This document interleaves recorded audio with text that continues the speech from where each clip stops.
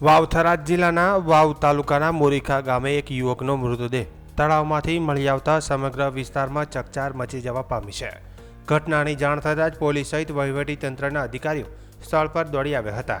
મળતી માહિતી મુજબ મોરીખા ગામના રહેવાસી લખીરામ નરવેરામ પરમાર છેલ્લા 3 દિવસથી ગુમ હતા.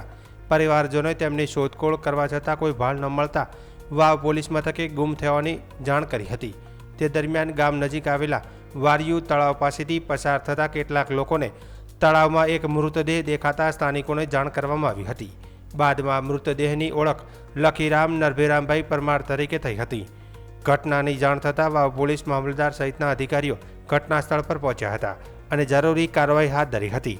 મૃતદેહને પ્રાથમિક રીતે વાવ રેફરલ હોસ્પિટલ ખાતે ખસેડવામાં આવ્યો હતો. જોકે પરિવારજનોએ હત્યાની આશંકા વ્યક્ત કરતા ગંભીર આક્ષેપો કરતા વધુ તપાસ માટે મૃતદેહને ફોરેન્સિક પોસ્ટમોર્ટમ અર્થે પાટણની ધારપુર મેડિકલ કોલેજ હોસ્પિટલ ખાતે ખસેડવામાં આવ્યું હોવાનું જાણવા મળ્યું છે. પરિવારજનોએ આ ઘટનામાં યુવકની હત્યા કરીને મૃતદેહ તળાવમાં ફેંકી દેવામાં આવ્યો હોવાનો આક્ષેપ કર્યો છે. તો બીજી તરફ પોલીસે હાલ તમામ પાસાઓને ધ્યાનમાં રાખી તપાસ કરી રહી છે.